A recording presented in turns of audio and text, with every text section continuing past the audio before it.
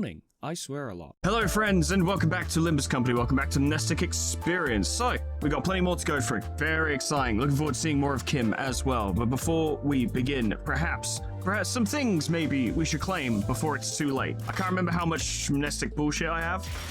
Not quite enough, but I reckon like one more combat encounter would get us enough for the ID. It's not an eco, it's an ID.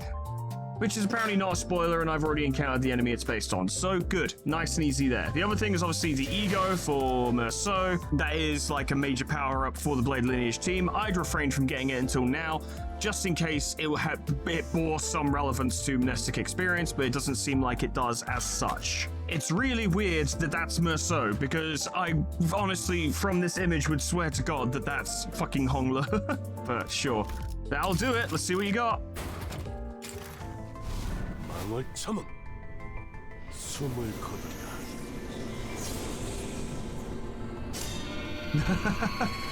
Okay, now that we've got a close-up on the face, it's more Merceau, admittedly. I can see it.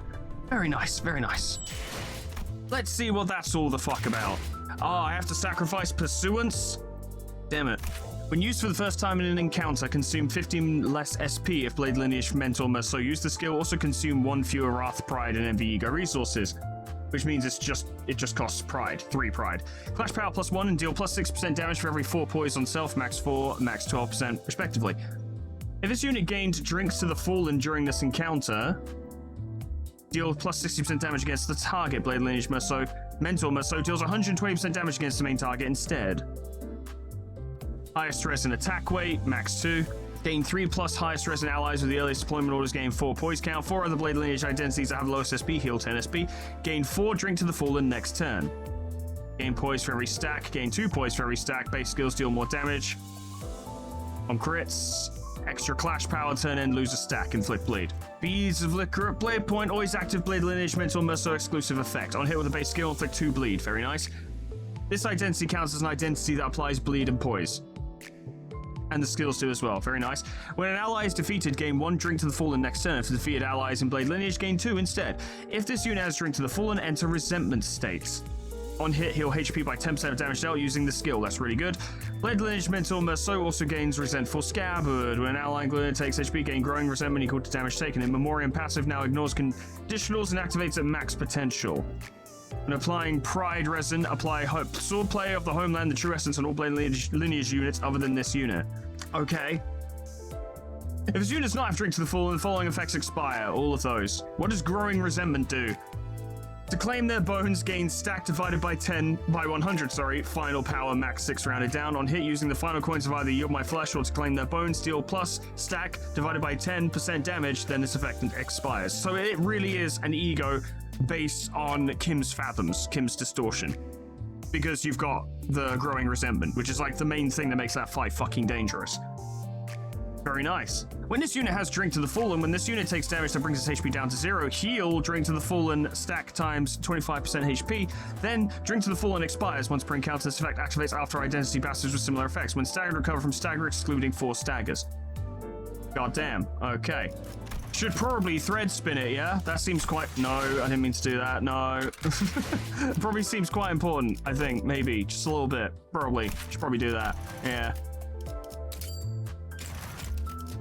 And what happens when this goes up to 3? More damage. More damage. More damage. And no change to the numbers. Sure, I'll do it. Fuck it.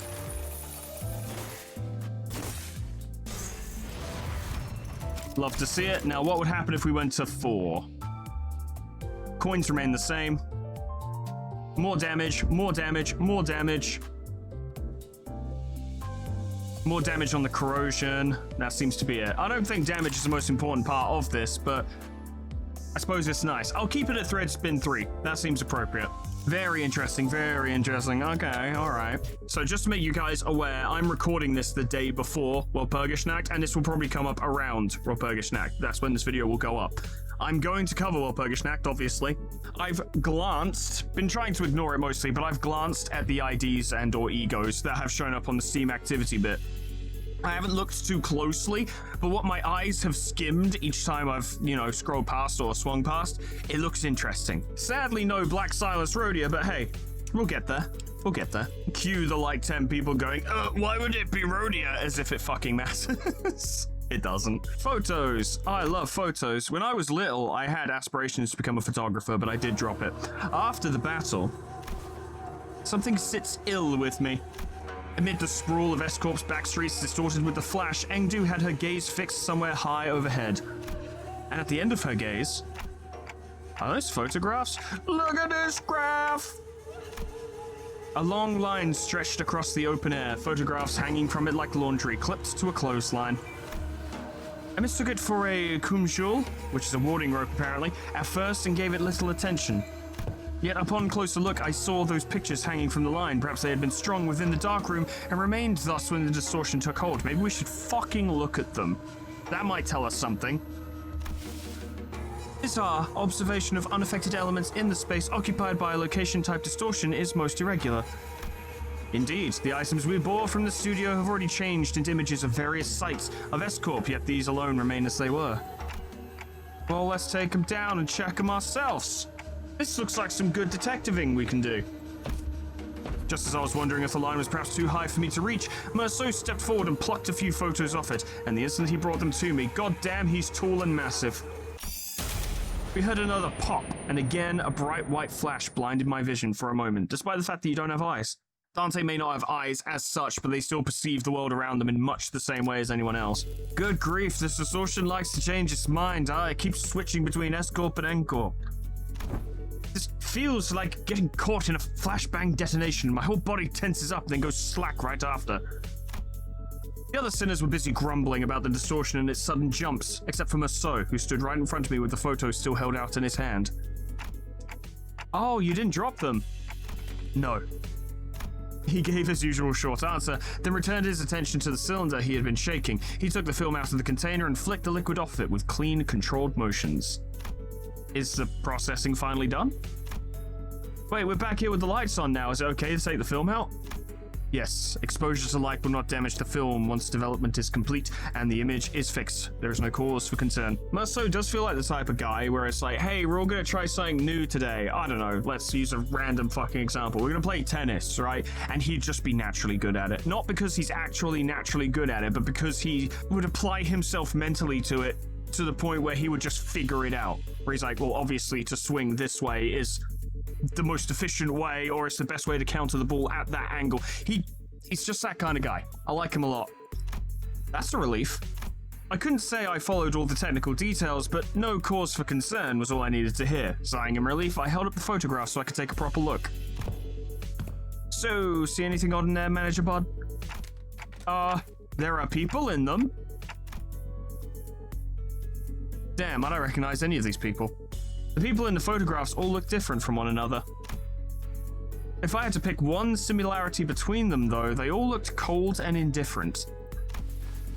Yeah, that's the city, alright. Ordinary folks you'd see anywhere. These aren't like the photos we picked up at the studio earlier. Are these the kind of photographs they use to make canned experience? What was that? The scenery around us seemed to ripple just now.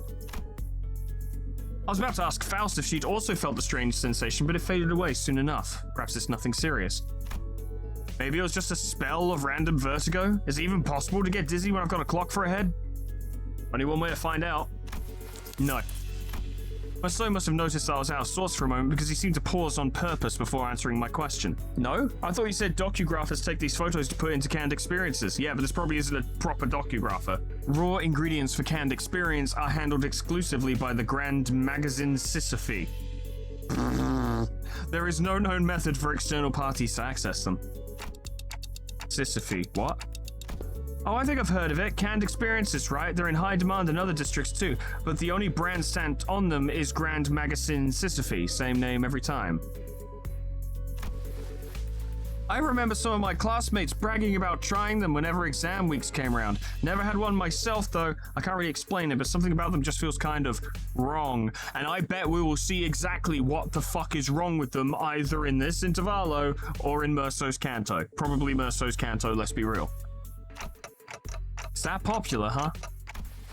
The unprocessed base content of canned experience, known as experience batter, which is probably where our vouchers come from, is supplied to reprocessing factories where docugraphers fine-tune the experience's details. Photographs are primarily used for that purpose. Reminds me of brain dances from Cyberpunk in a weird way, where an experience is fine-tuned to extract the desired feelings and emotions from it. It's different, but it's reminiscent of it. It's reminding me of it. They can fine-tune experience. An easier example for understanding would be to consider why docugraphers take pictures of subjects such as buildings. Well, the way I'd see it in answer to Greg's question is that there would be a lot of irrelevant things in any given sample, if you know what I mean. So they need to fine-tune it to be like, okay, well, this canned experience is specifically for this subject or this concept, as it were.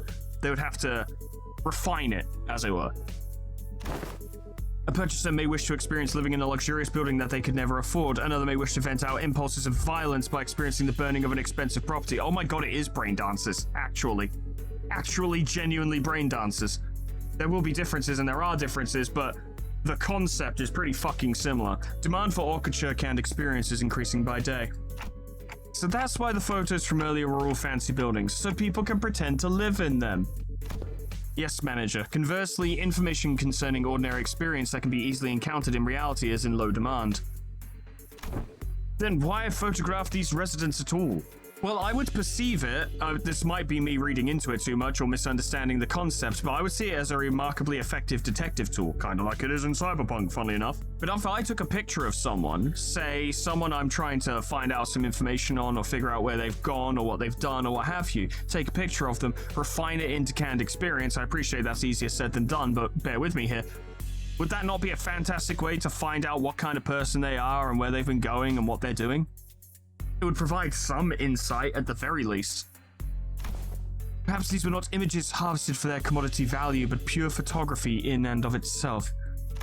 Mayhap they have been captured for a desire to seize a vanishing instant through a lens. That's very sweet, Yi-sang, but I doubt it. There are people who take photographs knowing that it will cost an exorbitant sum. I've seen some before. A staggering amount of money just to take a single photo. That is, if they could even manage to find a photographer who'd take the risk and help take the picture. I'm not so crass as to put a price on sentiment and nostalgia, but spending this much money on film rolls, what could have made this investment worth it? I'd say maybe this isn't just a matter of sentiments, or memories even. Leafing through the photographs, I quietly expressed my thoughts. Executive manager? I'm not exactly an authority on distortions, but I know they manifest through desires or emotions and become warped in bizarre ways. But everything the distortion has shown us so far points back to S-Corp. That is, the S-Corp. From the past, only Kim and Engdu would have seen and remembered. These photos, though, they're completely untouched by the distortion. Doesn't that feel off? There must be a strong fixation at play here, strong enough to slip past even a distortion. And if that obsession is something that refuses to let these memories be influenced, I think our next step should be to look for the people in these photos. These photographs are the only undistorted, unaltered clues we have. Dante says it would be advisable to locate the people shown in these photographs. Every time it makes me laughs. What is up with Johnny's head? Ooh, good idea. Team leader did say that we should accept input from the LCB with open arms. Good, I don't feel patronized at all. Hey, Engdu, can you get me the office catalog? We'll probably need to commission an office affiliated with Seven Association. They've been mentioned. The glow up is coming soon. Calling it now. Let's look for one that can take the request right away. Ignoring the fact that this intervallo came out before I did the last section of line 6, I'm going to pretend that this is all thanks to me. Can someone tell Ezra we're fine? I think I know where to find those people. Dante says one of the people shown in the photos has already been found. That's not what Dante said, but okay. What? When? How? Well, guess I'm just having a lucky day. Weird, I just heard that exact same line in 13 Sentinels, and that's kinda spooky. I pulled the radio from my waist and switched it on without answering Ezra's question. I think she said, do we regroup clock? That one was especially hard to understand, Ryoshu. Rhodia is with you, right? Can you put her on? Okay. Rhodia, you there? What? Dante wants to talk. One sec. I kind of went overboard with the bread and pastries. My hands are completely full over here. Pastries? What kind? Just one of everything. Neat. Can you grab extra brioche and baguettes for me too? Love the ones from that street. They're so good. Hold on. I gotta readjust the pile if I wanna just throw them onto their package. I'll throw them on the floor. Brioche, you can't treat food like that, okay? Bakers have feelings too, you know. How do you think the baker would feel if they knew someone was treating their precious babies like trash? This scabbard is rattling again for no reason. Anyways, Dante, can you give me a sec if you need me to fight? Just need to cram these into my pockets real quick. No, it's not a fight. Then what's this about? I took a closer look at the words written on the wicker basket in the first photograph Maso had brought me. Words are hard. Where's that bakery you're at? Oh, how very convenient. Well played, Dante. Well played. I didn't pick up on that at all. Cans of experience. Writes itself, no? Oh, I know who you're looking for. I'm the Bread Queen. Bread Queen? Bread Queen is so good. Shit, I want that apron. I'm not even a queen. Bread Queen. I would absolutely frequent that bakery, for sure. The owner of the bakery was a woman holding the same wicker basket as the one in the photograph. She took one glance at the picture I held up for her and gave a quick nod. This man, he works in Cannery 17 right next. He's a regular. He used to drop by every morning to buy sandwiches to share with his co-workers. No, I haven't seen him around lately, though. And those co-workers, I assume they were wearing the same uniform. Asking the question on my behalf, Otis showed the baker another photograph. Probably. He was always wearing one, too. I'd guess it's the cannery uniform. My uniform's better, because I'm the bread queen. Yes, this confirms our lead, executive manager. A few inquiries at that cannery should bring us to the information we need. Yeah, you're right, but it's just that she doesn't seem very concerned at all. She's one of the people in the photos that weren't affected by the distortion, right? Or she'd be a close acquaintance. Allow me to verify, executive manager. Do you know the name of this regular you spoke of? His name? Am I supposed to know that? I'm just the bread queen. Though I wasn't expecting her to actually know his name, the apathy evident in her voice gave me pause. He took a photo of you. Wouldn't it be reasonable to assume that you're well acquainted with him, or at the very least, he's concerningly well acquainted with you? That. The bread queen doesn't allow for flash photography.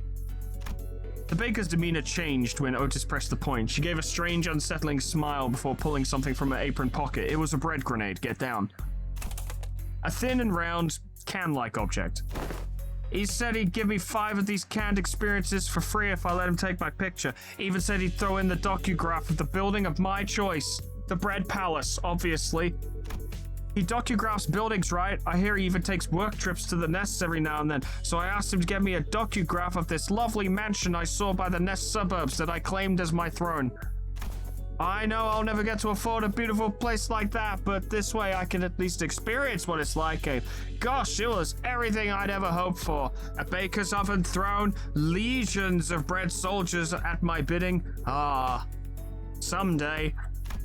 I couldn't quite put my finger on it, but there was a distinct eeriness to that dreamy, blissful smile on the baker's face that sent a chill down my spine. Well, I've never particularly liked the idea of, because this is a concept that has been presented in other, fictional settings before. But the idea of, oh yeah, do this and you can just experience what it's like to be somewhere else doing something else. And, I can understand the allure, and I can even understand dipping your toe into it a bit, but any more than that seems wildly unhealthy. Because you become less attached to your actual situation, and I feel like it would kind of sap your desire to even deal with it. For some people, they might be motivated, right? You get that experience and you're like, oh man, that's how life could be. I've got to fucking work hard. But other cases, I'd say in most other cases, people would just be lulled into a kind of, as weird as this sounds, blissful despondence, where they're like, oh, it would be so nice to be there again. Well, I'll just work the week so I can go there again. It's almost an offshoot of going on holiday, but whereas there's nothing wrong with going on holiday, this is like a weird, unsavory offshoot, if you know what I mean. It's your mind going on vacation. It's hard for me to articulate. I apologize for the lack of succinctness on my part, but there's something about it that really, doesn't work for me. Young Monsieur, are these canned experiences truly possessed of such marvels to pluck all semblance of reason from one's countenance? They maintain high demand across the city. District 14 is one of several markets. Dost thou mean that those who indulged in canned experiences may experience venturing on an expedition to the Great Lake and bungee jumping off the summit of that skyscraper yonder as they remain seated where they are? It's also like a video game. Oh, wow. They may, however... Oh, a magic can allowing one to pursue any dream that the heart may conceive. Verily, I confess mine own soul is much tempted. No, Don Quixote. It differs from pursuing a dream. Very much so. Mass-produced canned experiences are made from base experience matter mixed with various modified information. The resulting end product enables intense stimulation through altered memory. Therefore, it is unlike the dream as expressed by Don Quixote. A piece of memory refined along the numerous processing stages of the cannery's production lines is not equivalent to genuine experience, meaning the usage of experience in her previous statement must also be amended. Yeah. It's like doing the thing, but it's not actually doing the thing. To put it much more bluntly, I suppose. Memories altered for intense stimulation. That does sound quite shady. It comes, weirdly, it's along the same lines as like cut drugs, right? Where you put more shit into it to make it more intense, but it burns out the person way fucking quicker. And if any of you are like, well, that's not quite how it works, I should point out I don't have a lot of experience with drugs. So, speaking from a very, very, very layman's perspective there, as I'm sure you understand. How doth this cast a shade upon the boons granted by the can? Adventures and tales are, forsooth, inclined toward a little grandeur. It is because the memories provided by canned experiences are extremely vivid. Statistics have shown that users of cans interpret them as authentic experiences and become dependent on them. Yeah, wow, that fucking analogy wasn't too far off base, huh? A possible cause of the formation of dependence patterns is that canned experiences allows one to feel as if one has achieved a dream that is, in reality, impossible. Art thou implying that the users are made content with devouring forged dreams stored in instant-use cans? Worse still, the user may no longer strive to chase dreams in the waking world. Yeah. Why bother when you can just buy it? It's right there. You can just get it. It's on the fucking shop shelf. For the sweeter and more splendidly a dream is embellished, the more impossible it will appear to be grasped with one's own hands. Even without the influence of that, when you're at the start of a goal and or ambition, it can feel fucking impossible to ever get anywhere with it. To become a cause for surrender instead of inciting one to march forth, verily doth it not annul the significance of dreaming itself, if the resultant dream rouseth not the spirit to gallop toward it? Yes, Don Quixote, that's correct. Whether that annuls its significance, I cannot know. I suppose it is on a case-by-case personal opinion basis, yes. But they sell well. That is the most cynical thing I've heard Musso say. God damn. They do sell well, yeah. So how much will you be buying? I'm the bread queen, you know. I got bread to sell. By what? You get barged in with all these questions. I was patient enough to answer them politely, wasn't I? Don't you think you owe me a sale or two? You're not about to leave without buying a single loaf after crowding up my bakery and scaring off my customers, are you? You could be a syndicate for all I know. Her case was on point, actually. With our whole group gathered around, the passers-by gave us a wide berth and hurried on, whispering among themselves. Nobody was about to come in and buy bread like that. Come on, lady. I practically cleared your shelf already, didn't I? You did? Well, where the hell are you keeping all that then? Do you even gotta ask? Of course I had some already, and the rest is safely tucked in my coat pocket so we can all share later. So you already ate some. Let's buy a little more. It's true we scared off the other customers. Understood. Given that the expenses made to facilitate this operation, the lack of prior budgeting should not pose a problem. There's always room in the bread budget. Oh, nice. Sesame rice bun for me, please. Yo, you buying food? Guys, you buying? What is that scent on the air? It's... Free food! You fucking bum. Ah! It was Kim. He really did have a knack for making an entrance at the least expected moments. Hey, mister, where have you been this whole time? Oh, wait. Be cross with me all you like, but just give me a moment. Ezra paused, waiting in puzzled anticipation. Only for Kim to take a sesame rice bun from the baker's hands and chomp into it. Alright, I'm ready. Freaking waste of bread! Oh! Ezra's angry fist drove straight into Kim's solar plexus, folding him to the ground like a crumpled sack of potatoes as he rolled away. You here to steal our food? Because I'll flip you like an omelet.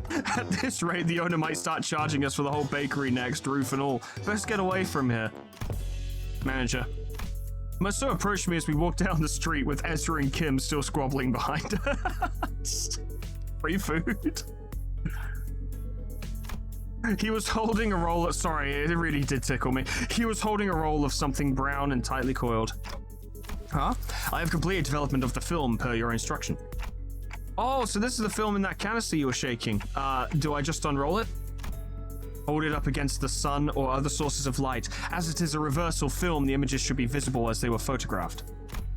I had no idea what a reversal film meant, neither do I, but I did as he said and unrolled the film. Okay, I can see it. Oh, that's pretty cool. Oh, is it showing? Can I see too?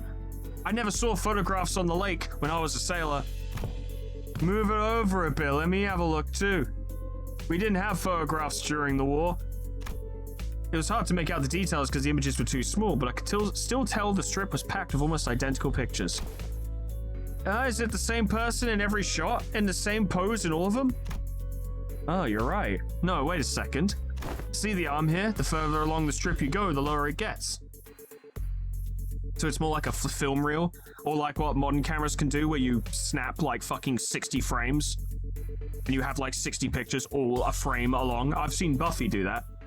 It's very clever, especially if you have editing software like I do, like even for video editing software, because you can literally just scroll through and pick the exact fucking frame you want. Super useful. I kind of use that kind of system for thumbnails. Obviously, I don't photograph for thumbnails, but scrolling through frames. Yeah, and the head looks like it's turning to the right. Huh? We were all squinting up at the tiny frames on the film, and Sinclair suddenly flinched and went stiff like he'd seen something he shouldn't have. A second later, all color drained out of his face. Sinclair, what's the matter? This reminds me of something I learned in school. You draw a picture in the corner of a stack of notes or a thick book in the exact same spot on every page.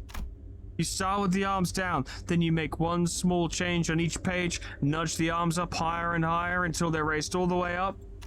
And when you flip the pages fast enough, the drawings stop looking like separate images. The still figure starts moving. That class was called Introduction to Motion Pictures. I remember the teacher saying that video footage we watched were all made the same way. Are you saying that this is... It's a continuous sequence of still images? Why are you all freaking out?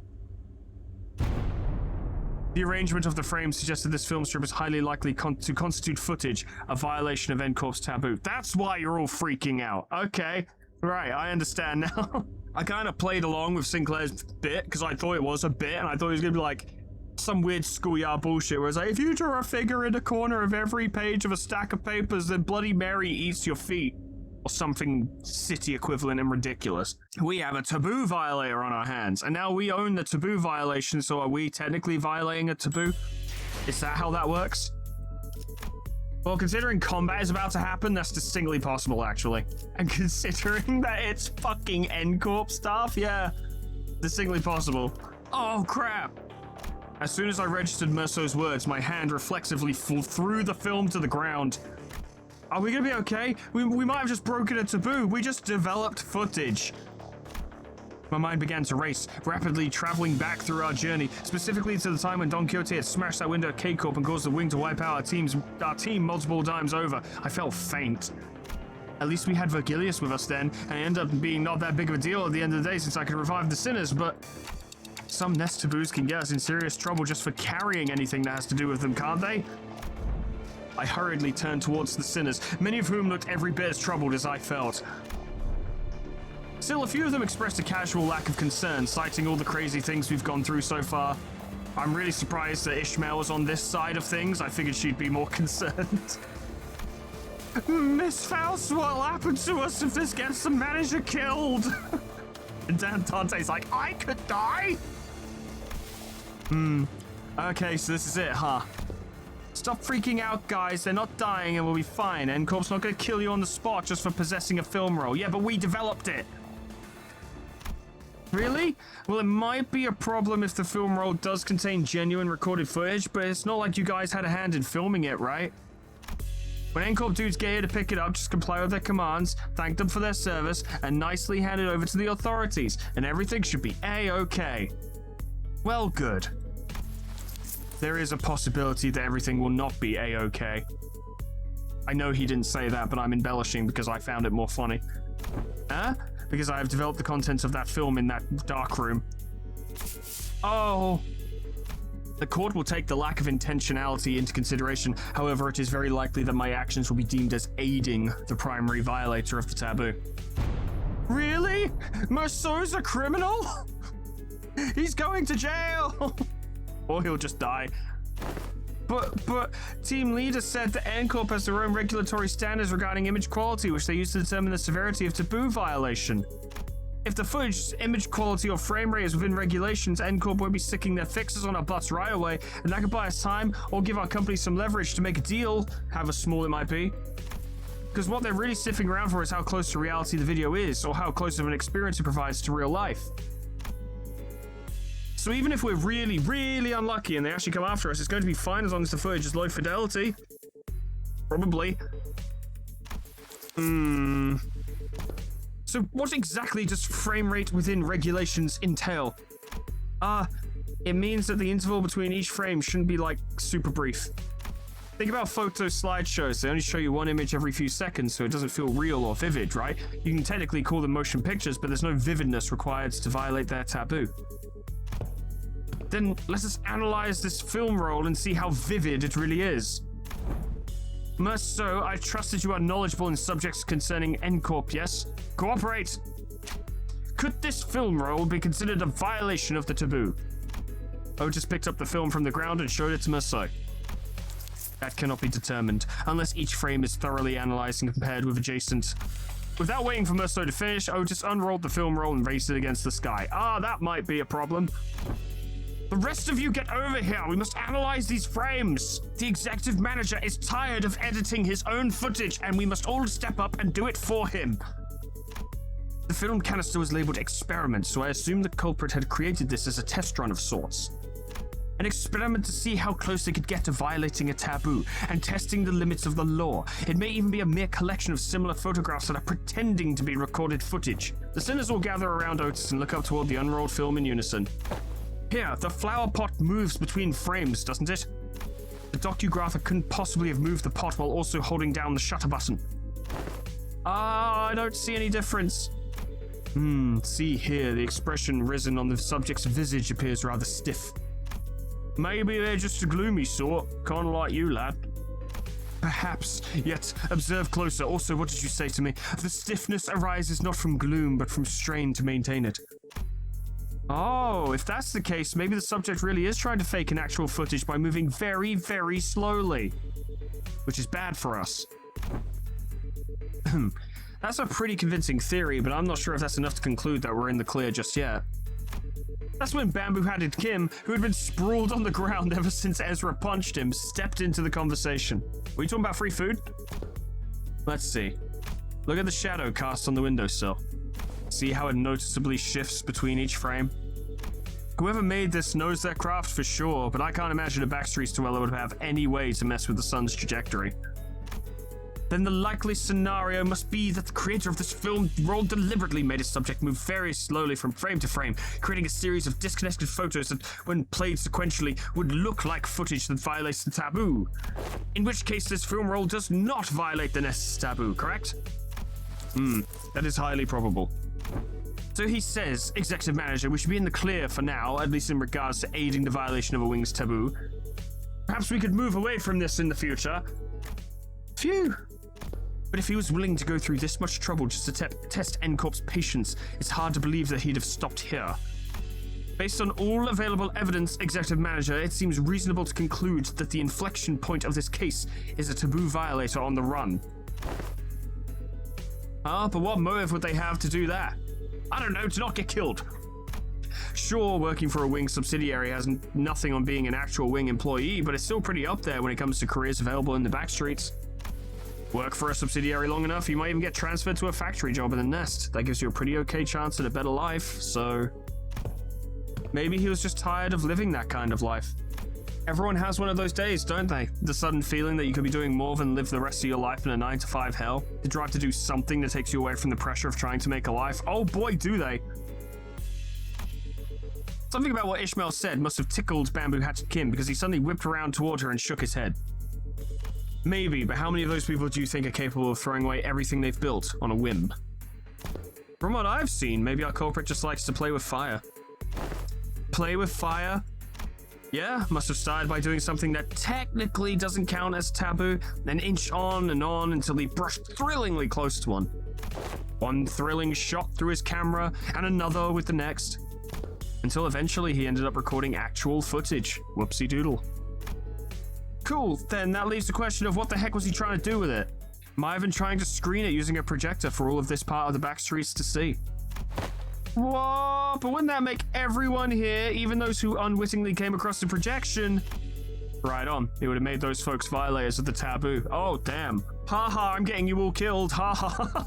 But why would anyone? So would you care to explain how you know that, Mr. Breadbrain? I asked around on the opposite street, and apparently some guy's been going around asking the workshops if they could make him a projector. Also, Breadbrain, that was the best you could come up with? It seemed like most of them turned him down, but they also said that he stopped showing up after a certain point. Fair to guess that he got his hands on a projector somehow. Alas, is it not a taboo of N-Corp to view recorded videos? Pray tell, why would any insane mind? Well, it ain't taboo if you only made a projector, innit? Backstreet's blokes are down for anything as long as there's coin. So how do we track this guy down? Multiple individuals in the same garb as the Pinframe team have just been identified in the vicinity. They are all carrying the same briefcase. Oh, well, isn't that convenient? Maybe we can play this like a festival or a convention and just tell people who look like they're involved with what we're looking for, so they'll lead us wherever we need to go. Indeed, at architecture conventions, yes, I did go to those. There would be those in formal plaid shirts and suspenders milling about, and I could always trust them to lead me to the convention venue. Aha, and was it common for those plaid shirt fellas to look around like they're scanning the area? Did they also go around checking people against photographs? Oh, please advise 4. They also radioed each other, glaring at people like they're glaring at, Perhaps you could answer that series of queries yourself. Nope, this crowd sure don't look like they're gonna let us follow them. Oh, go for it, lad. Except not really, because I haven't set it up yet. Whoops. Alright, now go for it, lad. You're fucked. Yep. You're not doing much better. Let's see what it's like. Yes!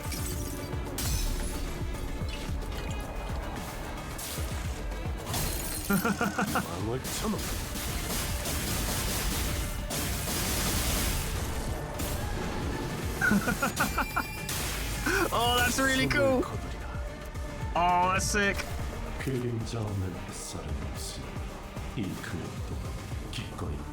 That is so fucking cool, I can't handle it. I didn't think they would go that hard with it. I didn't think they'd go that far with it. I thought it'd just be a constant effect, but the... Wow. Wow. DD dead. That's a shame. Oh, it was just a little bit cooler. I need to see that properly. I need to claim their bones. I need to see that. There's got to be a boss fight in this fucking intervallo that will provide a clash that I can play that off of. Surely.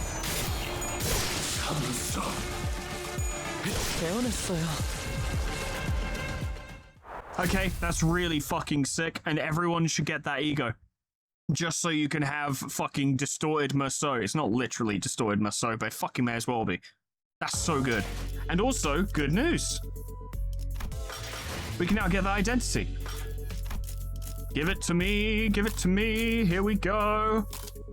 Shuno-kun. 제가 분명 말했죠? 뛰어봤자 벼룩이라니까요. He looks so fucking cool. Goddamn. S-Corp Shuno-kun. That's really good. That is really fucking good. Let's have a look at you, lad. Will you go with a Blade Lineage team? There is pride in there, at the very least, with a clashable counter. Poise, bleed, bind. If target has Trust Hongler, inflict 1 Trust Hongler. 일이 나오시죠? 노비면 노비답게, 죄인이면 죄인답게. 이 오랏줄에 묶이시게. Very cool. May as well get the Pride team set up, although it's a shame I have to get rid of full stop Hongler for this, but this seems well suited to Blade Lineage, to fighting alongside Blade Lineage at any rate. That's alright, I prefer this. Let's quickly see what the uptie's like. Doubt I have the resources for it. Oh, increase the coin power. A lot of extra effects. A lot of extra effects. Yeah, let's get you there, lad. I can't wait to get a fucking takeoff module again. And level you up to 60. At least some of the ridiculous amount of money I spent during the Refraction Railway is coming in play now. Appreciate that. And Hongler's getting us a lot of extra resources, so that's handy. If I could smash through a bunch of these stages today, then I might be able to get some other goodies from the shop before we're done. 조심하세요. 노비인 줄 알고 묶어둘 뻔했잖아요. Ah, you kinky bastard. What are you talking about?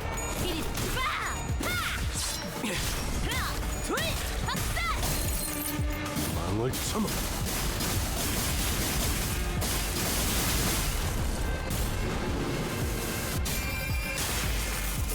숨을 거두리라. 침착한 결과.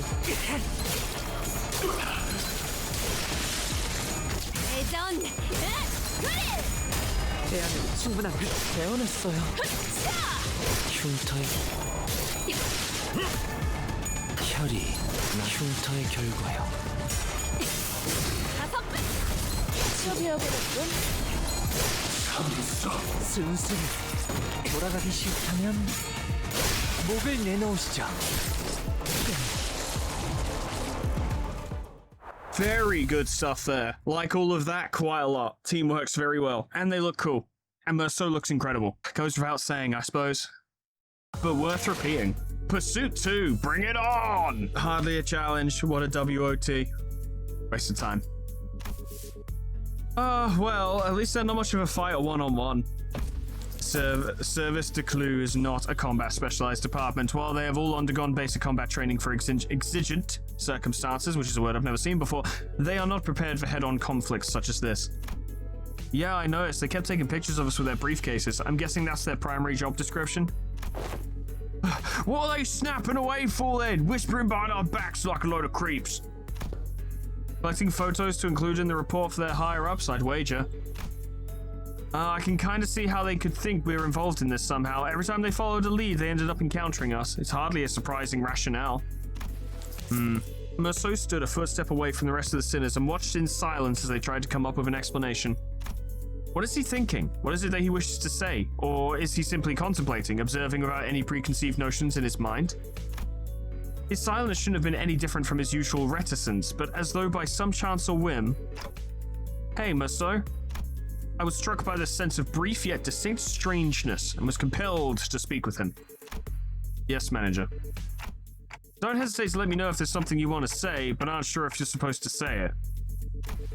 Yes, manager, I will do as you ordered should one such circumstance occur.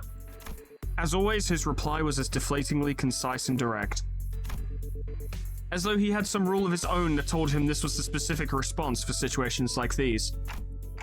Okay, but I'm talking about right now, actually. Do you have anything to say right now? No, I do not. It did not appear to me that he was trying to hide anything or choosing his words in response to my question. His reply was simply that, an answer, nothing more. Yes, a prepared answer written down on a list of responses. That's what it felt like to me. As though this particular answer had always been the only one he had available for situations like this. Clearly, prodding him for answers wasn't going to get me anywhere, so... With a curt, "Sure, if you say so," I turned away from him and took off to join the other sinners. As I did so, a few words lingered at the tip of my proverbial tongue, asking to be let out. So I did. "Would have been nice to know what you were looking at." "Of that?" He spoke. "I cannot form a judgment." "What?" "That is because the precise definition and nature of the subject of my gaze are just as unknown to me as to you." "Ah, how very mysterious." "Should you point to an object or an enemy, I can provide a verbal explanation based on my current knowledge. If you require such information, please rephrase your question accordingly." Had I asked him again then, had I tried to get to the bottom of that line of questioning, could I have found myself at the smallest peak into Merceau's psyche, which had remained entirely shrouded in mystery even after an entire year of traveling together? I suppose that's not up for me to judge as well. Manager. Yeah? "Another battle is imminent. As you have previously instructed, I have informed you of an imminent battle."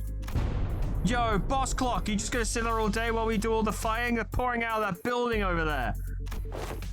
"So they must have been on their way to that building. Our path ahead seems clear, Executive Manager. Let us neutralize those foes and head up there." "Okay, right, cool. Be right there." The brief lull of battle came to a close, and battling enemies who arrived precisely at the time Merceau had predicted, we made our way into the building. Bloody hell, them blokes we fought downstairs must have been the weaker ones of the bunch. How does N-Corp have so many guys on their payroll? There's no end to them. It is a wing after all. As is the taboo violateurs, as does the corporate work the law. No, I am quite certain there's a once from the subsequent reports. The N-Corp fixers appeared just as confused as we were. It was clear to me that they were expecting to find the taboo violator here, not a big group of a dozen people or so. What are they thinking, sending fodder like us to deal with an organized taboo violation? They should have sent taboo hunters here instead. Why do you think they taught us to consume canned experience containing mass melee combat? They must have thought our current manpower would suffice to do with this. I don't know about that. As you've seen these guys. This fucking voice is awful and I'm sorry. It's really bad. Wait, wasn't there an extra report that one of them's, All of a sudden, with a click, the room began to buzz with the metallic whir of some kind of machinery. Oh boy, here we go again. And immediately I could tell what it was. Distortion. Standing in the middle of the shabby room was a device I wasn't sure if I had seen before. Its exterior was plastered with strange shapes that looked similar to what we saw in the Shunokun's faces in our earlier battles, making it difficult to grasp its full shape. The round object affixed to it began to rotate slowly with a dull, worn-out groan of a thing past its prime. You can just say my name, you know. Men, shield your eyes! The moment it began to emit a faint ray of light, Otis thundered in a commanding voice. Ah! I quickly turned away as well, making sure not to catch even a glimpse of it. The device could be playing a recorded video, Executive Manager. Even a brief look at it could constitute a taboo violation. Shit, I saw that, I'm so finished! Just as panic began creeping into the voices of several unlucky individuals. Oh man, folks, this is starting to get a little embarrassing. A sleepy voice breaks through the darkness past my metaphorically speaking shut eyes. Mentor! Eyes open, Engdu. What's wrong with everyone? Got dust in your eyes?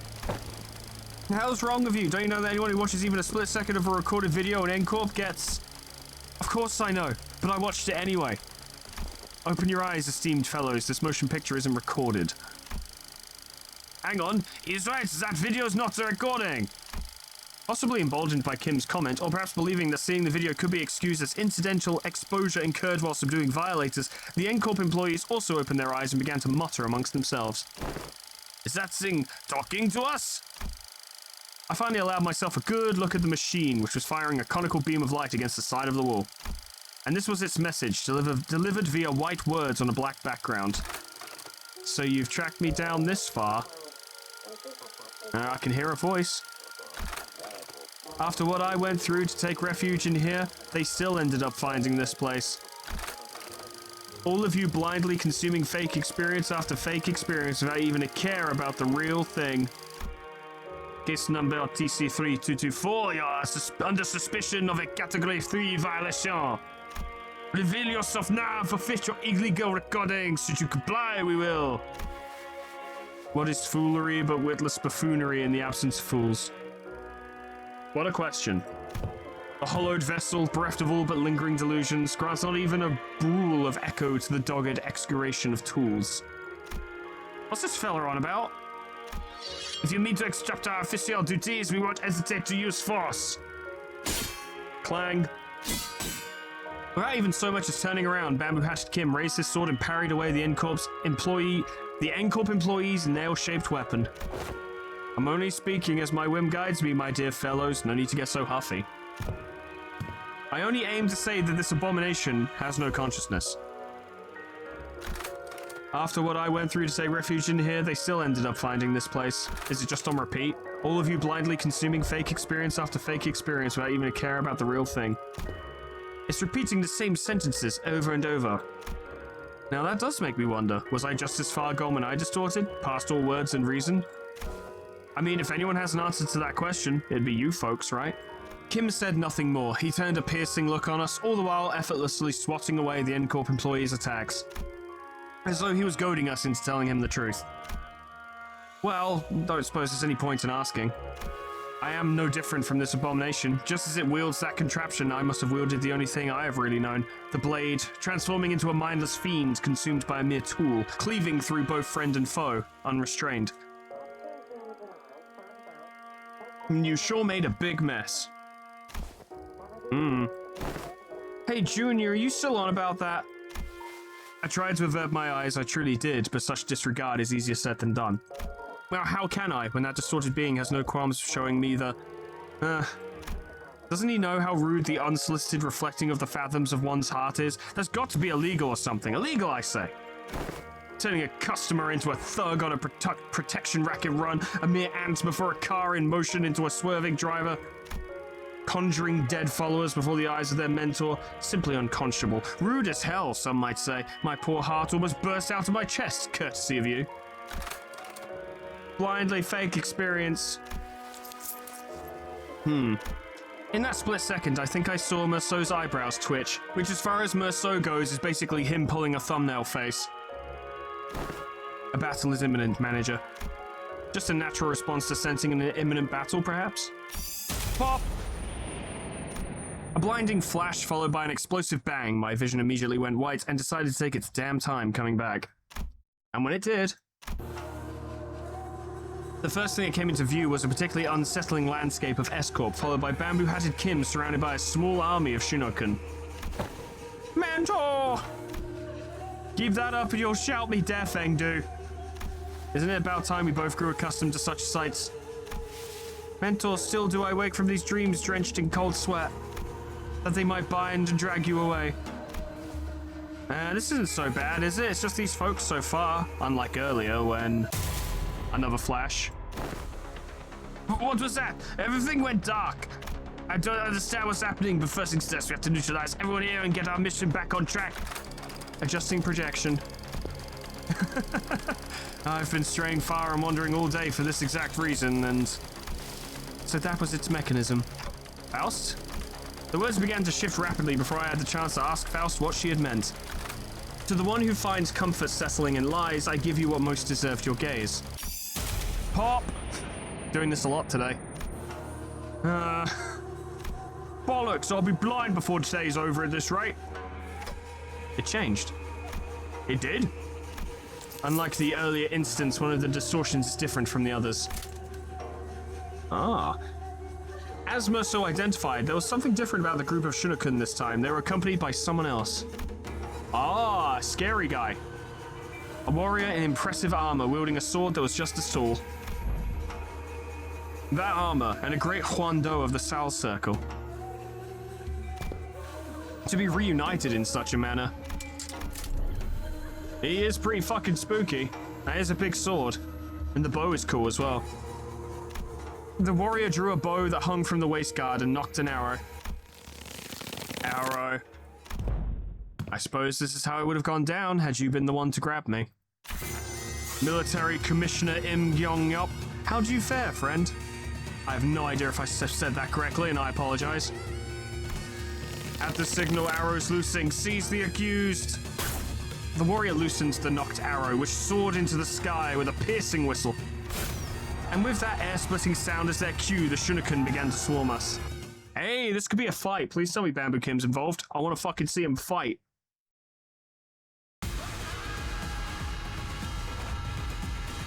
Ah, don't see him. What a pain in the ass he is. Damn you, Kim. I guess he would be too strong for this, though, wouldn't he? You have a lot of skills. Like, a lot of skills. Like, more than I was expecting. And 6,000 HP. Alright, this is gonna be a thing. The music's fucking cool. Swordplay of the homeland. That's fun. What do you got, Gyeong? Use the panda made of single coin skills. Gains advantage at higher swordplay of homeland. Soul sack. Swordplay. Goddamn. The mountains of S-Corp's District 19 are home to all manner of beasts, among them the bear, in particular, boasts strength and force akin to boulders falling from the cliff in a landslide. Giving ground to the creature's charge is ill-advised. One must aim to hew it down with the first slash of the blade. Tigers are cunning and ferocious. One cannot hope to cut through a tiger's flesh with a single stroke. Only a relentless flurry of chain slashes can overwhelm the creature until it is felled at last. Fail to do so and the tiger will escape death, or best its opponent to one day grow into a Sangun, a lord of the mountain. Whether these beings will grant auspicious fortune on men or return as malevolent calamity is impossible to tell. So you're gaining shield based on your Duzhong Brigandine. When Duzhong Brigandine Sal expires, end encounter. The Eastern Warstride armors are not so much equipped as they are piloted. Are we talking power armor here? S-Corp's Duzhong Brigandine is one example of such armor. Oh my god. Much like R-Corp's powered armor suit and the full plate armor used by the Knights of the West, the Duzhong Brigandine greatly augments the user's offensive and defensive combat capabilities. Yet these advantages do not mean that armors of such potency are readily supplied for combat personnel. Each unit has its own unique controls and comes with the limitation of requiring separate fuels. What remains certain, however, is that, as with all of the aforementioned armors, once a rider has familiarized himself with the Duzhong Brigandine's extended reach and heightened power output, he becomes a machine of war that strides across battlefields with the promise of slaughter. PM has power armor. That's fucking wild. And technically we already had it and I just didn't realize. I mean, yeah, rhinos, to be fair, but I don't know why. My brain never put that together. I guess powered armor was a phrase I never saw stated. Maybe it has been, but if it has been, I don't remember. The Sword of the Homeland, S-Corp's traditional art of swordsmanship, is also divided into three branches: Sal, Pi, and Pyo. Within their teachings exist techniques to hew and cleave through creatures of colossal stature, such as Sanguns. To perform them in full, a swordsman must wield a great Huando capable of bearing the strain of the techniques. Okay, so we need to adjust the swordplay of the Homeland stacks based on where he currently is. There are those who persevere in training for lack of talent. Then there are those blessed with talent only to let it rust. All men say that the title of Apex Blade can only be seized by the gifted. It matters not. Until the day comes for this blade of mine to rise high enough to meet the clouds, I shall persevere in honing my prowess. And Clash lose gain 1 head-splitting memory. Okay, so he's currently in Bear Hunt, which uses single coin skills. So as he's currently in battle form of the bear, we would want him to fail this clash. This would be very important. As it says, priority high. Okay. Okay, it's a bit rough, but I think we can handle it. Probably. Maybe prevent that. I can't remember if that will prevent the poise gain or not. We'll see on the first clash, I suppose. Although he gains poise. Okay, we should be able to figure it out. He should only have 3 poise count if that works. 전부 잡아드리죠. It did work, okay. Good stuff. You tried. It wasn't so bad. We might need to kill his friends as well to give us a chance to get through this. Yeah, saw him out. Good stuff. Don Quixote. Ah, well. He's gonna gain a lot of SP. That's good stuff. Love to see it.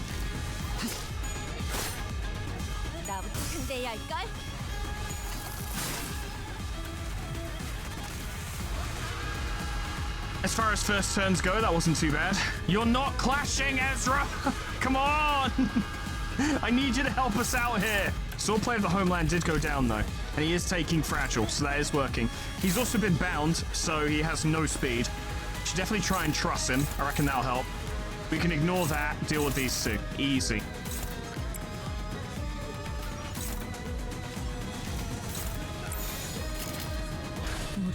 that. Oh, yes. Always big hits. Yikes. Good stuff, good stuff. The shield is going down. That's all we need to get rid of, apparently. Okay. Go on, Engdu. Good stuff. Oh. Oh. Yep. Good. Helpful. Don't take too much damage, though. Yeah, that was fine. Very nice. Very nice. And he's been trussed.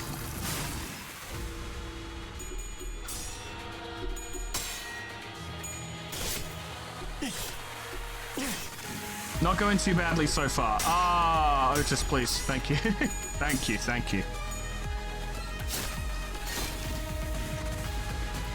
She could do some good dodge tanking if need be. Can you deal with that?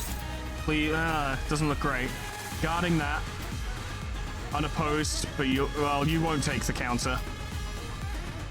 Actually, you will. You will take that counter. That works for me.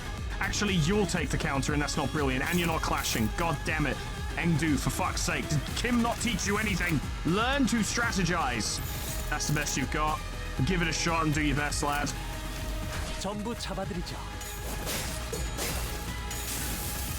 Big damage, at least. But also in return. Do it! Love it. Good job, Faust.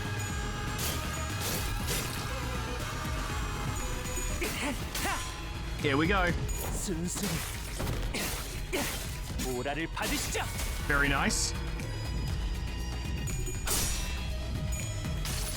And now for the good stuff.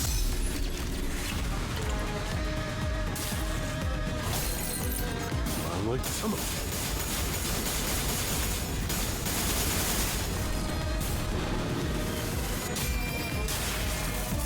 숨을 거둬. That was a lot of damage. I liked it. Yeah.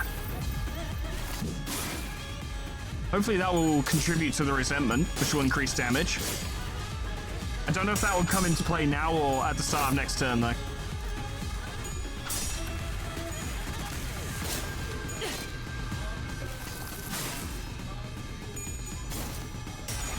Oh, Sinclair.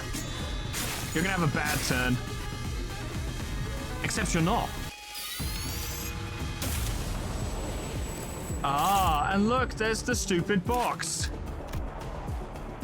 If the battlefield is returned from S Corp to N Corp this turn, heal 15 SP for all sinners. How very kind of you. This unit cannot be killed and does not take damage from any source, other than skill damage from skills attacking this unit as the main target. This unit's speed is fixed to 1. So you can't area damage it, sure. Attack weight, whatever. 3 memory transition. At 0 stack, remove this unit and transition to a different location, returning to the field based on Im Gyeong-yeop's current battle form of the homeland. Im Gyeong-yeop gains or loses number of turns. Im Gyeong-yeop spend in retreat. Sword play of the homeland south stack. I'm gonna have these guys wail on him and just kind of see what happens.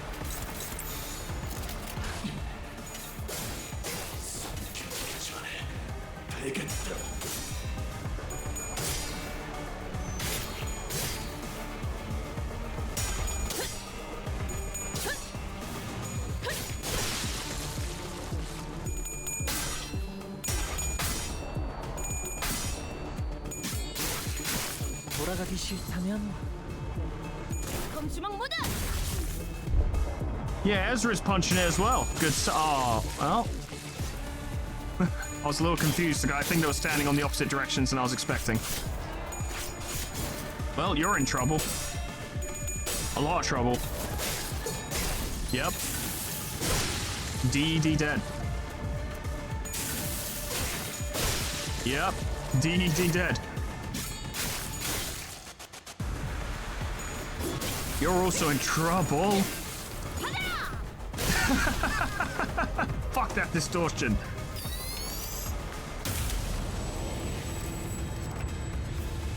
Silent in form, poised to act. Opportunity lasts but for a single instant.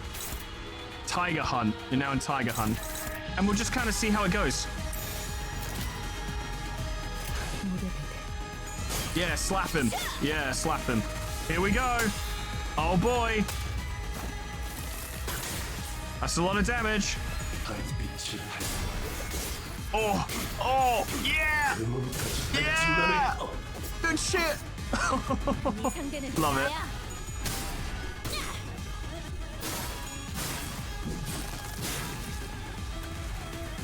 속 펀치. 응?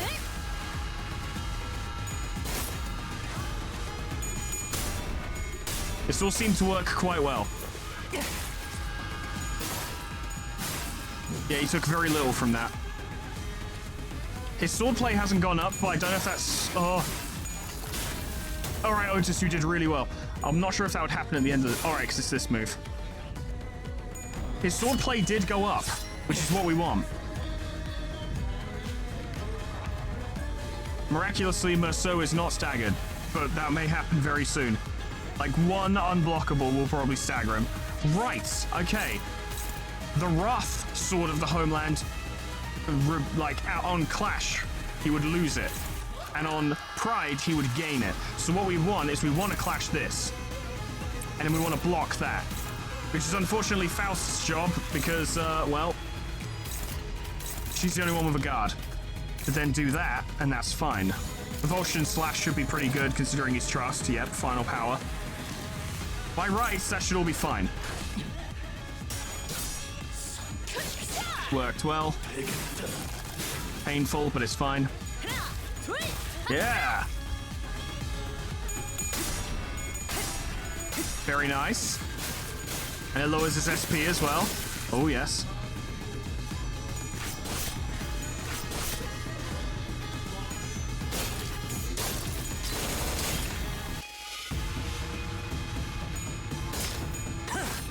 His shield is going down. You can do it, Engdu. Yeah! Yeah! The damage is good. He's gaining swordplay in the homeland as well. It is working. Otis might have a shit time this turn, though. This might go poorly. She's okay.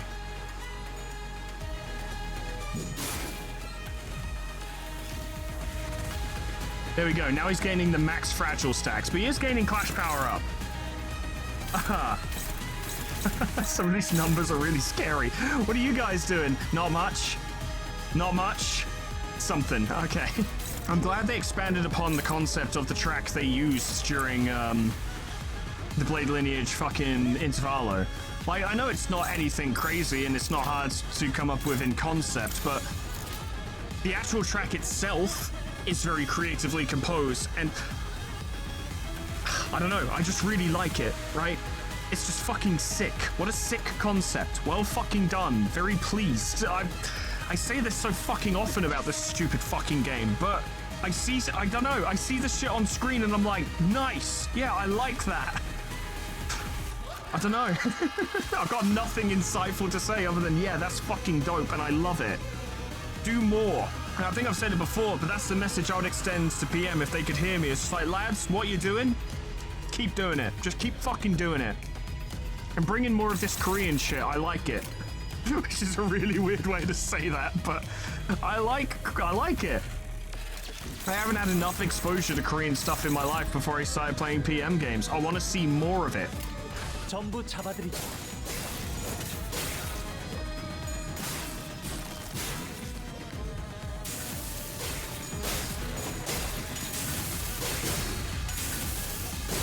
That was fucking dope. Absolutely fucked him up.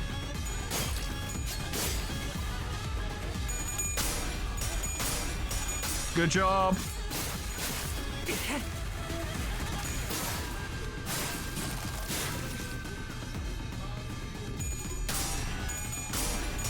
Oh yeah, we got him.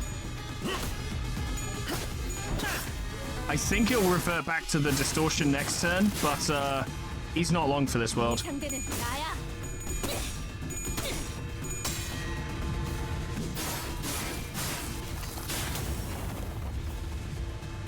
Here we go. Fucking nice.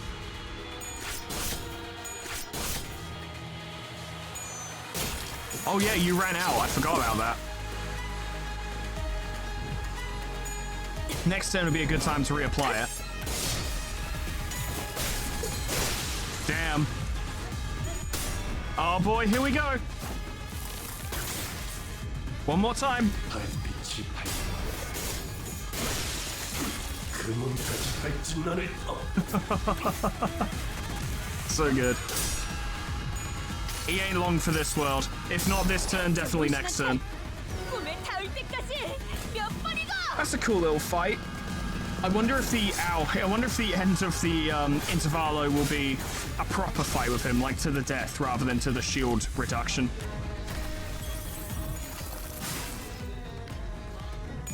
Because we have to go through some fathoms probably. 보라를 받으시죠. There it is.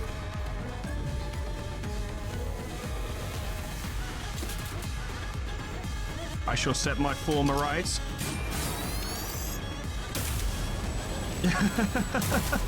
And the machine took mercy on us. Just a little more, I think we might be able to smash that damn thing to smithereens, but... Yeah, but it's really hard to focus on one thing with that huge warrior zapping in and out of reality as soon as we make ourselves an opening. Oh, it'd make our lives a whole lot easier if we could get rid of just one of them. The battle seemed to be taking a toll on the sinners, more so than usual, probably because that guy is quite strong. It wasn't that we were up against an insurmountable foe, not even close, not to mention how Ezra and Engdu were here to help us out. But... Oh, haven't they had enough? About time they gave up, innit? Or don't you go legging it again? That big sword-carrying fella sure is kicking our butts, but I don't know if they're the key to solving this distortion. We ain't exactly flush with options, are we? Our exit's blocked, and it ain't like we can stop mid-fight to strategize. And we're back. With the battlefield constantly shifting and flashing between N-Corp and S-Corp, we simply did not have the breathing room to focus on either the projector or Im Gyeong-yeop, who was swinging that great blade with frightening force. Besides... oh wow, you are actually working. How about that? Engdu, go cover his back too. It shall be done. N-Corp was sending far too many people against us. There weren't that many at first, but it seemed that the sudden spike in employee casualties in an area so close to the nest had alerted N-Corp to our location. How do we get out of this? Faust, Otis, help me out here. I decided to stop racking my brain trying to navigate a situation I know so little about, and instead rely on the sinners with possibly more experience in the field. First, I need to know if there's any way we can deal with the endless reinforcements N-Corp is sending after us. And second, will defeating Im Gyeong-yeop or destroying that projector bring an end to this distortion phenomenon? If I may speak freely, Executive Manager, it is unlikely that our present force will be sufficient to overcome the current rate of enemy reinforcements. Not only is this battlefield situated in close proximity to the enemy's stronghold, but there is an unpredictable variable in that strange machine that makes neutralizing even a single wave of enemies difficult. I regret to be the bearer of bad news, but we are trapped in a battlefield with but a single exit, which the enemies have already blocked. Without reinforcements of our own, I fear there is little hope of prevailing through this current predicament. Yeah, seems that way to me too. But maybe if we can neutralize the distortion phenomenon at the very least. Faust recommends entering the Dungeon of the Fathoms as our exit. Yeah, makes sense. Dungeon of the Fathoms? But how can I enter if we can't even talk to the distortion? Wait, maybe? During the LCB regular checkup back at the LCE, he says that all we have to do is read what's on that note in front of his distortion. Apparently it's some kind of a code. Right, keywords. This one seems to be a location type distortion, which means that regardless of where the bright flashes take us, N-Corp or the twisted caricature of S-Corp, we're still within its range. In other words, as long as I have the right keywords, I can summon an entrance to its Dungeon of the Fathoms from anywhere within it. Okay, so what are the keywords to this distortion then? Come on lads, rack your brains. Hohenheim had provided us the necessary keywords for his distortion back then, but this time we had to figure it out on our own. First things first, one of them has to be photograph. It's obviously been present throughout the entire phenomenon. If I may, perhaps experience may be one of them?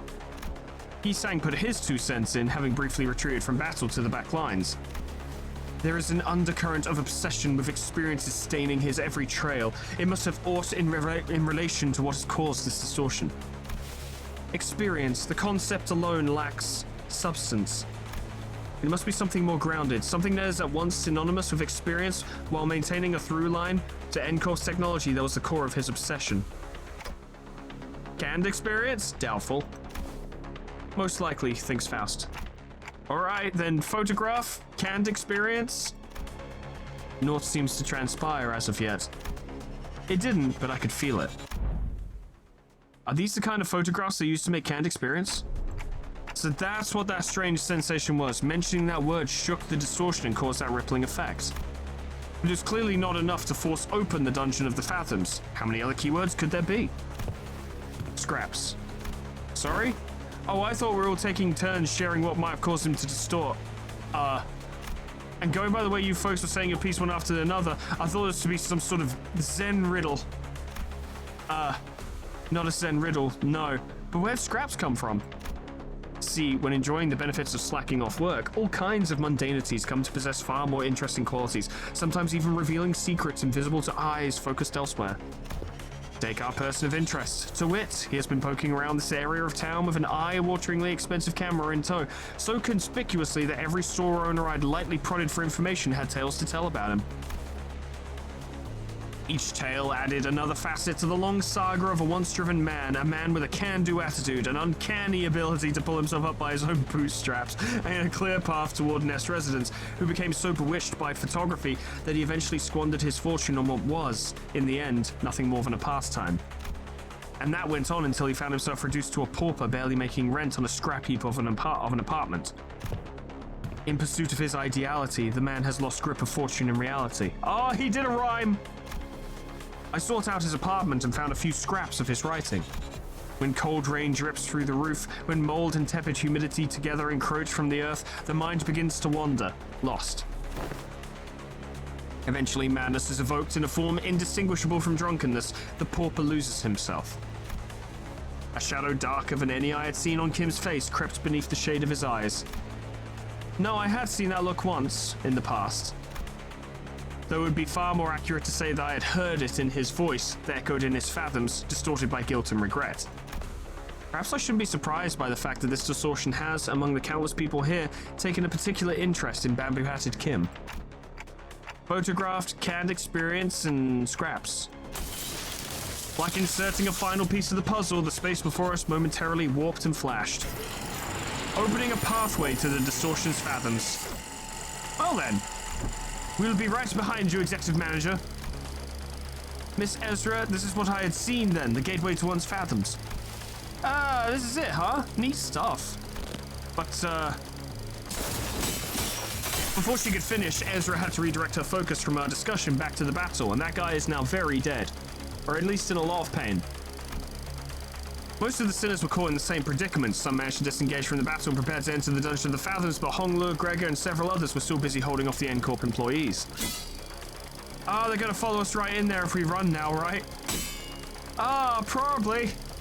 Even those who aren't chained to Dante like we are can travel through the pathway once it's open, so... yeah, let's not drive ourselves into an even narrower corner. I'll keep them at bay. Hearing that, Bamboo-Head Kim stepped up. My sword arm's not what it once was, but it should be enough for this. Besides, I have little wish to set foot in some ill-omened place and be tangled in such a bizarre mess. Is that really what he thinks?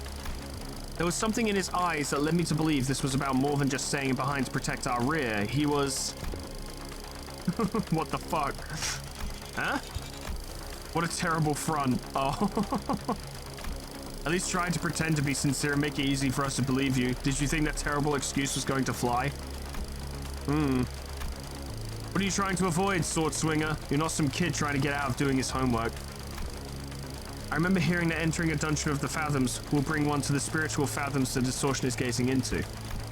Then what lies within must be my very own, for that is what the abomination is gazing into. It's decided then, you're coming with us. We ain't about to walk in blind to a place we know shite about, mate. Guide us in there, yeah? Oh, that's... He keeps it simple. You try that too. Learn the hard way that homework like summer reading doesn't go away just because you don't look at it. It's still there, even as the summer break comes to an end, ruining the last day of your vacation into an all-nighter. That's a surprisingly mundane example considering your childhood, Ryoshu. Arayashiki's scabbard vibrated cheerfully in agreement. Stop procrastinating. Go do your summer reading. And what was it you said? Face the homework, save the GPA? Shut up, you idiot. Look at her smirk. She fucking loves it. Also, it occurred to me as I was saying, like, that was a weird example from Yurioshu. She probably got it from Araya. It occurs to me. That's really funny. Fuck's sake. Face the sin, save the ego. It is, after all, the attitude the company expects of its employees.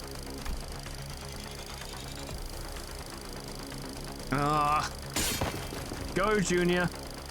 You guys too, LCB. I can handle them all on my own. You will make a lone stand? Hey, who the heck do you think I am? I'll show you why Team Leader Moses felt safe sending me out alone with you guys. This was basically a Monster of the Week situation for Team Leader and me back in our duo days. I can handle them on my own, no problemo.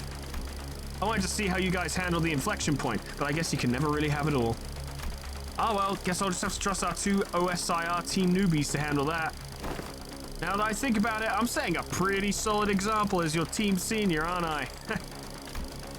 I don't like this, but it seems I have no choice in the matter as long as this employee card hangs from my chest. With a sigh, Kim shook his head and joined us, dragging his feet all the while. I shall take the vanguard. Ah, Mentor, be warned that the entrance is floating. Take a tall step over or you may trip. I can clearly see that, Engdu. Bring me a ladder if you're really that worried, why don't you? Have you need of one? Mere jest, you needn't worry. Have you need of one is really funny. Goddamn, what a banging intervallo. Tons of fun. Now, the smart play would be to do the Fathoms right now, record it all right now so I can get all of the rewards before this event runs out. But to be blunt, I don't want to ruin the intervallo for myself by forcing myself to do it all in one go. Plus, I'm pretty tired and I fear that my performance would be lacking if we were to do it right this second. Better to wait until another day where I'm fresh. And then we can go through it together. However, unfortunately, unfortunately, Walpurgisnacht will come first because I want to see what's going on. Although, actually, no, it won't.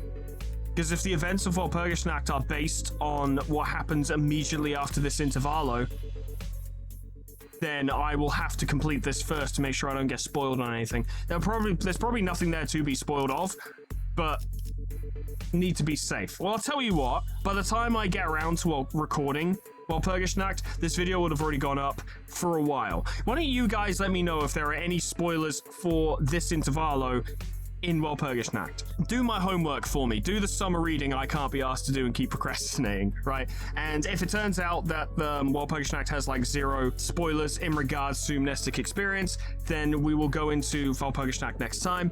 If it turns out there are spoilers, then we will finish off Mnestic Experience and then go into Walpurgisnacht. Seems reasonable. Either way, I would probably end up dispensing some of the Walpurgisnacht identities next time, or trying to anyway. Not dispensing, sorry, extracting. Just to get that in as soon as possible. So, I don't know. There'll be stuff on the future anyway. Let me know. I don't know. I'll plan it out as I go. I'm very laissez-faire about this sort of thing. I just kind of plow ahead and sort it out. But that's all for today, friends. Thanks so much for watching. That's a ton of fun. That fucking Shunokun guy is fucking dope. That's a really cool guy. That's a really cool guy right there with his fucking power armor, which I shouldn't be so surprised about because our corpse literally had it since Ruiner, but some reason I am surprised about it. Really cool shit. Looking forward to seeing what the Dungeon of the Fathoms entails, and I'm looking forward to seeing how it pertains to Kim as well. Seeing a bit more about him, a few more interactions with him, I reckon it'll be a good time. Looking forward to it very much. But that's all for me for today. Thank you so much for watching, and special thanks to my members and patrons for supporting the channel. Lads, your support is greatly appreciated. Thank you so very much, and thank you all for watching. I'm looking forward to next time, regardless whether it is Mnestic Experience or Walpurgisnacht, because it's going to be a good time regardless. There'll be some cool shit going on, and I'm eager to see what they come up with. But that'll be then. This is now. Thanks so much for watching. Whatever happens next time, hope I see you there. Doodles. Goodbye.